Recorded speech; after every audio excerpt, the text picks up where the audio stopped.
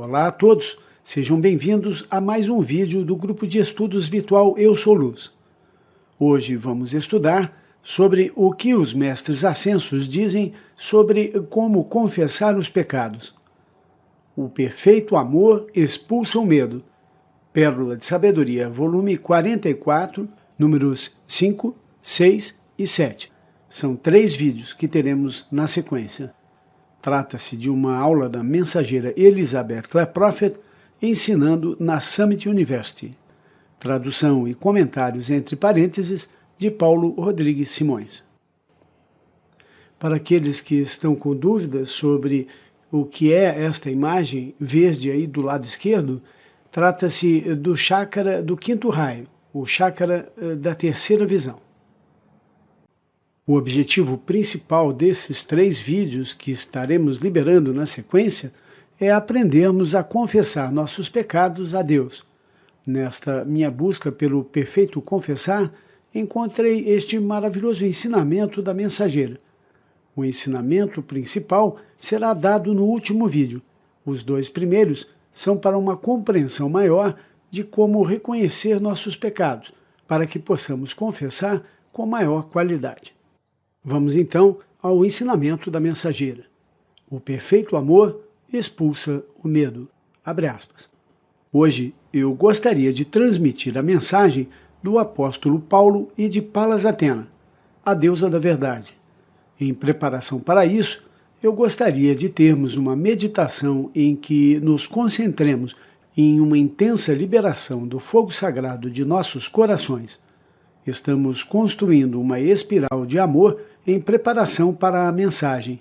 Então, por favor, meditem no perfeito amor do seu coração. Invocação da mensageira. Ó vinho do perdão, bendito corpo do Senhor, deixe tua expiação se manifestar dentro de nós para que possamos ser vasos adequados para a palavra sagrada. Corrija as células da consciência, purifique-as pelo fogo cristal, pelo vosso amor fervoroso, agora existente em nossos corações. Deixe que o fogo das células se expanda e consuma toda a calcificação do medo, da dúvida e da ausência do teu perfeito amor. Chama invencível de perfeito amor, venha agora da poderosa presença eu sou de cada um dos presentes. Deixe teu perfeito amor expulsar o medo. Deus, Pai, Mãe, Filho e Espírito Santo, permita que a alegria da chama da vida, que arde sobre os altares dos teus filhos, salte agora para expulsar a morte e a decadência. Ó chama da alegria da vida eterna, transborde os limites de nossos seres e alcance as margens do infinito. Ó vida eterna do próprio coração de Alfa e Ômega, deixe que a vida aperfeiçoada no amor agora seja para a vitória nestes corações de fogo. Eu chamo pelos 7 arcanjos, eu chamo os anjos dos 5 raios secretos, eu chamo as poderosas legiões da luz. Agora, pela unidade do amor, deixe que este corpo místico de Deus seja uma oferta aceitável do Senhor neste altar. Arcanjos do alto, aperfeiçoem estes cálices. Arcanjos, venham para a celebração dos 7 raios nos 7 corpos do homem e da mulher. Grandes corpos causais de nossas chamas gêmeas, manifestem a vitória agora. Ó grandes corpos causais de nossas chamas gêmeas, manifestem a vitória agora. Om Mani Padme Hum, Om Mani Padme Hum, Om Mani Padme Hum. Amor como iniciação no quinto raio. Os amados Portia, Palas Athena, Hilarion e Elmória me pediram para falar sobre o amor para vocês hoje, como parte de nossa iniciação no quinto raio. Portanto, eu gostaria de ler para vocês as palavras do mestre ascenso João, o amado, escritas em sua encarnação final com o nosso amado Jesus Cristo. Abre aspas. Amados, se Deus assim nos amou, devemos também amar uns aos outros. Ninguém viu a Deus em tempo algum. Se amamos uns aos outros, Deus habita em nós, e o seu amor é aperfeiçoado em nós. Nisto sabemos que habitamos nele, e ele em nós, porque ele nos deu do seu Espírito. E nós vimos e testificamos que o Pai enviou seu Filho para ser o Salvador do mundo. Qualquer que confessar que Jesus é o Filho de Deus, Deus habita nele, e ele em Deus. E nós conhecemos e cremos no amor que Deus tem para nós. Deus é amor, e aquele que habita em amor, habita em Deus, e Deus nele. Nisto o nosso amor é aperfeiçoado, para que tenhamos ousadia no dia do julgamento, porque, como ele é, assim somos nós também neste mundo. Não há temor no amor, mas o perfeito amor lança fora o medo, porque o medo traz tormento. Aquele que teme não é perfeito em amor. Nós o amamos porque ele primeiro nos amou. Se um homem diz, eu amo a Deus, e odeia seu irmão, é mentiroso, porque se ele não ama seu irmão, a quem viu, como pode amar a Deus, a quem não viu? E este mandamento temos dele, que aquele que ama a Deus, ame também o seu irmão. Fecha aspas, 1 João, capítulo 4, versículos 11 ao 21. Lendo os registros. Os anjos dos registros são cientistas do quinto raio. A ciência deles é a verdade e a verdade é a cura. A cura é baseada na integridade e a integridade começa com o amor. Muitas pessoas temem a verdade. Eles temem a verdade do que os outros possam pensar deles se soubessem a verdade sobre eles. Eles temem a verdade que está encarnada em Jesus Cristo e em cada filho de Deus. Eles temem a luz que expõe os segredos do coração dos homens. A verdade é uma energia muito poderosa. O verde do quinto raio representa a cristalização do fogo branco do quarto raio e a cristalização da chama trina. Os primeiros 3 raios são a Trindade. O quarto é a Mãe e o quinto traz tudo isso para a manifestação física. Quando o Pai, o Filho, o Espírito Santo e a Mãe se tornam físicos, o julgamento acontece. Quando a verdade chega, o real e o irreal são divididos pela espada viva da verdade. Hoje, a pedido do Mahashohan e de Pallas Athena, os anjos dos registros, que são os anjos da ciência, transmitiram-me os registros de suas vidas, aqueles alunos da Summit University presentes naquele momento. Esses registros vão para o Santo Cristo pessoal da mente crística universal, e com base na leitura desses registros pelo computador do Cristo cósmico, a instrução necessária é dada a vocês.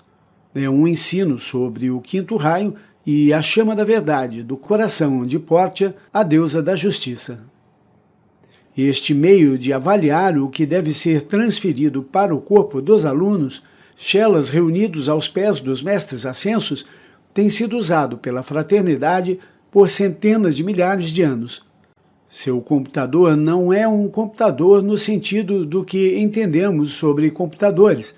É a mente de Deus em ação na fraternidade através do olho de Deus que tudo vê, através do olhar terno, do olhar mais amoroso dos mestres. Dessa leitura, portanto, vem a instrução para suas almas. Registros de medo em nossas células.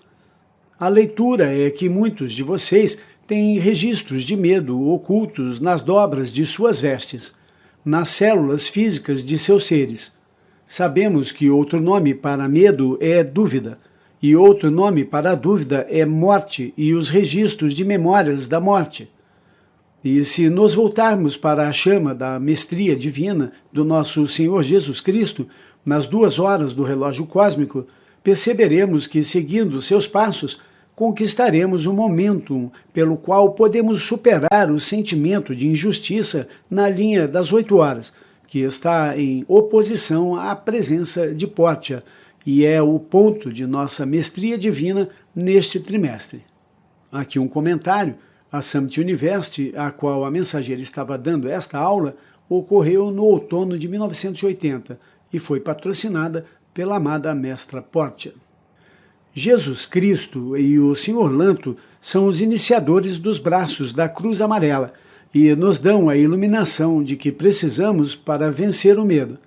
O medo se manifesta como superstição e ignorância, mas o medo mais mortal é a ausência de amor que veio a se manifestar em nossos seres como resultado de nossa longa jornada de encarnações no tempo e no espaço. Aqui mais um comentário. A cruz amarela é formada pelos eixos 2, 8 e 5 e 11 horas do relógio cósmico. As iniciações de Peixes, Virgem, Gêmeos, Sagitário, da mestria divina, justiça divina, sabedoria divina e vitória divina. Procurem assistir às aulas dos ciclos do relógio cósmico para vocês poderem entender melhor este assunto. Quem ainda não fez, não teve. Elmora estava me ensinando as formas pensamento para esta mensagem. Ele queria que eu explicasse a vocês que todos nós, assim como as plantas ao nosso redor e o reino animal, somos feitos de ingredientes que passaram pelo corpo físico, como os alimentos, a água e a energia. E isso inclui poluição e tudo o que vocês podem nomear que absorvemos de nosso meio ambiente. Se vocês entenderem que os corpos astral, mental e etéreo são semelhantes ao corpo físico, vocês poderão ver que os momentums de medo, abrigados por séculos e há muito esquecidos, são como nutrientes. Eles são como um alimento que passou através da forma física. Se vocês pensam sobre si mesmos como uma planta e pensam no corpo astral como uma planta, vocês percebem que pelo processo de viver e ingerir medo, experimentando medo, colocando para fora medo, tomando medo, e que as próprias células da consciência foram construídas com esses ingredientes. O resultado é que as células dos corpos etéreo, mental e astral são compostas da substância do medo que está um tanto calcificada ou cristalizada após séculos de fazer parte da estrutura de nossos veículos, os 4 corpos inferiores. Cada célula tem um sol central. Cada célula física dentro do corpo humano tem um sol central, tem um centro, um computador em miniatura que dirige a vida e o funcionamento daquela célula. Atrás do centro físico está um sol espiritual, o sol por detrás do sol da célula. Esse sol espiritual é o fogo sagrado da luz de Deus. Ele contém o projeto etéreo, o plano divino, que deve ser retratado dentro da célula física. Quando a célula física está cheia das toxinas da vida e contém os registros de medo dos corpos etéreo, mental e emocional, por sua interação com eles, fica então obstruída, com a energia bloqueada. Embora o fluxo natural da polaridade se destine a estabelecer um fluxo em forma de um 8 do Sol por detrás da célula para o Sol dentro da célula, isso não acontece a menos que a célula física, a célula astral, a célula mental e a célula emocional estejam limpas, purificadas e claras. O fluxo da espiral em forma de 8, ou 8º raio do homem interno para o externo, requer que as vias das células da consciência sejam purificadas, e é isso que somos orientados a fazer neste ensinamento. Amar a Deus uns nos outros. Lemos as palavras do nosso Senhor e do apóstolo João, que, abre aspas, no amor não há medo, ao contrário, o perfeito amor expulsa o medo, porque o medo supõe castigo. Aquele que tem medo não está aperfeiçoado no amor. 1 João, capítulo 4, versículo 18. Como o perfeito amor expulsa o medo?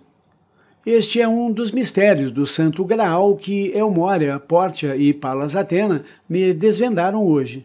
Eles querem que vocês entendam o processo pelo qual a célula individual, como uma unidade de vida em seu corpo, está se tornando em um cálice do Santo Graal. O processo é, como disse João, abre aspas, o perfeito amor expulsa o medo. Aqui um comentário, lembrem-se da diferença entre amor e falso amor. Amor é eu amo, eu cuido, eu protejo, eu sirvo, eu liberto. Falso amor é eu tomo para mim, eu domino, eu me sirvo do outro e eu o prendo. João fala seriamente sobre amar nossos irmãos, porque, abre aspas, nenhum homem já viu Deus, fecha aspas. Portanto, o perfeito amor que manifestamos deve ser pelo que vemos, e isso é Deus em cada um de nós. O perfeito amor começa com um perfeito amor por Deus. Deus carrega uma ira de fogo branco contra aqueles que são idólatras dele, idólatras no sentido de que professam amá-lo em seus santuários, templos e mesquitas, mas quando se trata de amar a Deus no templo de seu irmão ou irmã, eles o rejeitam. O amor idólatra ama a um ídolo, uma invenção da imaginação do homem, que é fabricado por ele próprio. O homem forma uma imagem de Deus e então derrama seu amor por ela, enquanto derrama ódio por aqueles que conhece na terra. O perfeito amor, então, começa com o perfeito amor por nossa poderosa presença eu sou e pelo Cristo pessoal em cada coração dos filhos de Deus na terra. Na Índia, quando eles têm um amor perfeito por Kali ou por Shiva, eles vão aos templos em certos dias de festa e trazem comida para o Deus, reconhecendo que o Deus tem necessidades e desejos. Nós vamos para as estradas e atalhos da vida e trazemos nossa refeição de nutrição da alma, não para as estátuas, mas para as pessoas que são a extensão de Deus. Nós colocamos essa oferta sobre o altar do Deus vivo enquanto ele habita no templo de seus filhos. No entanto, o simbolismo do hinduísmo varia do estranho ao sagrado, se você tiver uma compreensão verdadeira do que está acontecendo. O ponto é que o perfeito amor pela poderosa presença eu sou e Cristo pessoal que damos em nossas invocações e em nosso serviço espiritual precisa ter um ponto de ancoragem. Precisa ser imediatamente transferido para uma pessoa real que precisa de compaixão ou outra faceta dos 7 raios que é necessária para a elevação da consciência dessa pessoa. Supere o medo pelo fluxo da figura 8. A premissa dessa palestra é que cada um de vocês tem, neste momento, em maior ou menor grau, variados graus de momentums de medo. Esses momentums dos corpos etéreo, mental e emocional afloram nas células físicas do corpo que vocês utilizam agora. E esse momentum de medo é sustentado pelas toxinas contidas nas células físicas. As impurezas que carregamos em nossas células, tendo uma polaridade negativa, atraem os momentums de medo e impureza que estão em outros corpos. Uma das razões espirituais do jejum é para que as células se esvaziem, sejam lavadas pelas águas cristalinas da vida, pelo néctar das frutas e pelas energias e águas revigorantes que vêm das células dos vegetais. Qualquer que seja o tipo de suco ou água que vocês escolherem, vocês devem carregá-los com o propósito específico de limpar as células. Quando a célula atinge certo ponto de autolimpeza pela chama violeta e pelo jejum, ocorre uma aceleração do fluxo em forma de 8 dentro da célula. A luz agora pode começar a se mover do Sol por detrás do Sol para o centro físico da célula. Há uma interação desse fluir em forma de 8.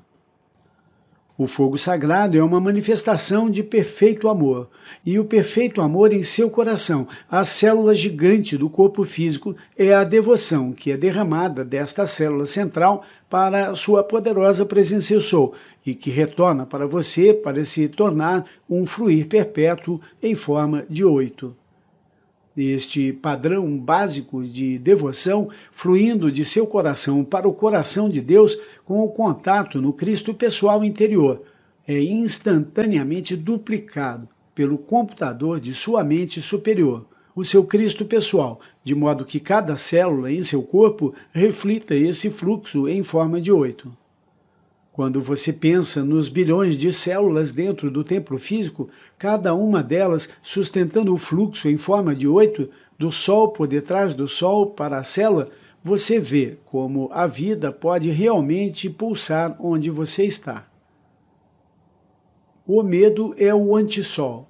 Percebemos que há porcentagens de ausência de fluxo de energia em correlação direta com as porcentagens de karma restantes a ser equilibrado e as porcentagens de substâncias tóxicas que você permitiu que se acumulassem em seu corpo físico.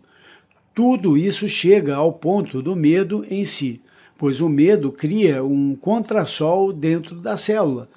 É como um antissol.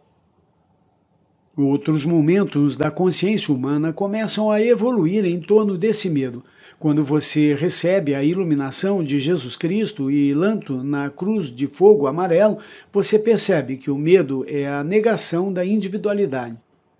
Quando você diz "eu sou" e afirma isso, esta é uma declaração da determinação absoluta de Deus de ser, ao passo que expressar o medo dizendo "talvez eu não seja", é a anti-afirmação.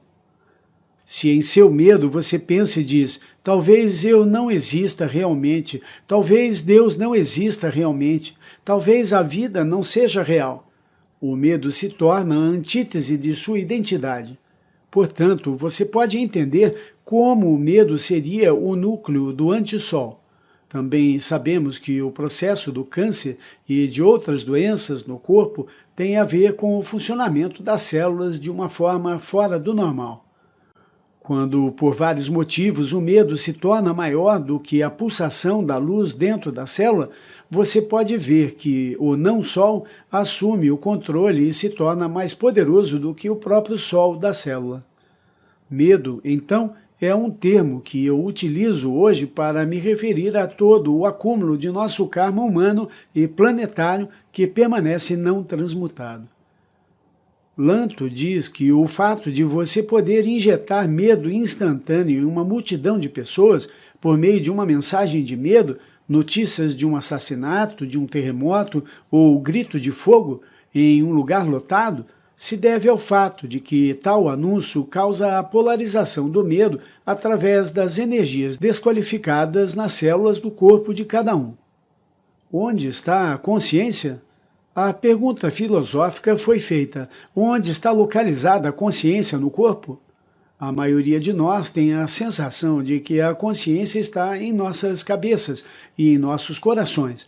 E conforme você continua a se desenvolver, você tem a percepção de que a consciência está em sua alma, porque é aí que você tem as reações instintivas às pessoas. Quanto mais você se purifica, mais percebe que a consciência está distribuída por todo o corpo. Você começa a ter uma percepção no terceiro olho, ou visão no terceiro olho, para ajudá-lo a localizar a consciência. Quando você sente o poder do Espírito Santo falando através do seu chakra da garganta, transmitindo a palavra de Deus, você percebe que uma consciência realmente se sobrepõe ao centro de poder e alcança alguém através do Espírito Santo. Quando você passa a reconhecer o plexo solar como lugar do Sol, você pode sentir a paz ou pode sentir uma ausência de paz na discórdia. Portanto, quanto mais você avança no caminho, mais chega à conclusão de que a consciência não está localizada apenas no cérebro ou no sistema nervoso central. Se você tivesse um corpo completamente purificado, uma alma purificada e um karma equilibrado, você chegaria à compreensão de que a consciência foi igualmente distribuída por todo o seu campo de força, seus 4 corpos inferiores e sua aura, como os pontos do Sol em todas as células, centros radiantes da mente de Deus. A mente de Deus está em cada célula. Nós experimentamos a mente de Deus em cada célula. Alguém pode negar que a mente de Deus está ativa em nossas células, recriando-as e realizando todas as várias funções de cada um dos órgãos? As células são organizadas em exércitos, em grupos e em mandalas de serviço. A citologia é um estudo fascinante. A mente de Deus é o ponto central de luz no centro da célula. Funciona como permitimos, pois a lentidão das células significa lentidão de consciência. Quando jejuamos, nossas mentes ficam mais claras. Como há uma limpeza em todos os nossos corpos, as células do cérebro ficam purificadas.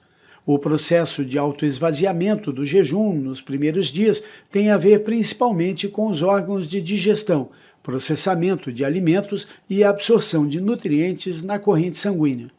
Então, quando você tem uma grande clareza de consciência a ponto de sentir que pode entrar em contato com as próprias estrelas, como tenho certeza que você já experimentou em um jejum, você deve perceber que é porque cada célula agora tem uma sintonização superior. Cada célula do seu corpo é uma estrela, uma consciência, e tem um ponto focal da mente de Deus. Os fluxos de luz que fluem por essas células alcançam as estrelas e as estrelas devolvem a energia.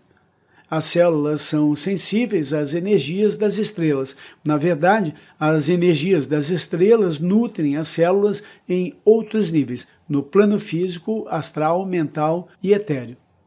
Além disso, com base em sua experiência no jejum, você tem uma prova empírica de que sua consciência não está centrada no que é chamado de cérebro. Elizabeth Clare Prophet. Aqui um comentário. Nesse texto nós vimos a mensageira falar em computador do Cristo cósmico, e eu confesso a vocês que a primeira vez que eu ouvi falar em computador cósmico, ou que no céu tem computador, eu não entendi direito e até não acreditei muito.